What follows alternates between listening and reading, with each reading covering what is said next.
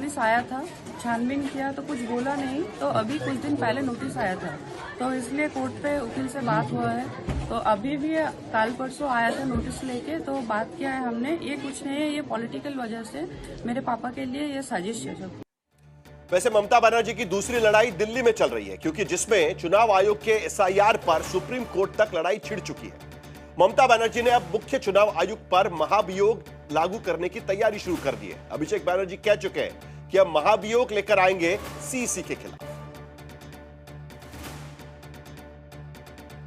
CEC पे हमारे party के चेयरपर्सन स्पष्टता के साथ जब यहां पे दिल्ली में पिछले हफ्ते वो आई थी, उन्होंने कहा है कि we will move an impeachment against the chief election commissioner and we have already spoken to our like minded parties and the process is in action. जब जो होगा the media will be briefed accordingly.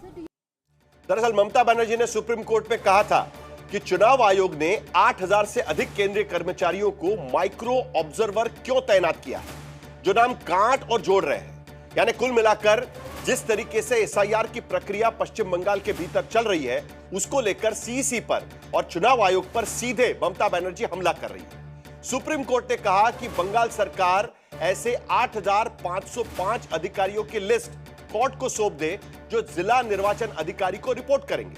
ममता ने कहा था कि मामूली spelling की गलतियों पर भी बड़े पैमाने पर नाम काटने के नोटिस भेजे जा रहे हैं। सुप्रीम कोर्ट ने कहा कि चुनाव आयोग सॉफ्टवेयर में सुधार का विचार कर सकता है।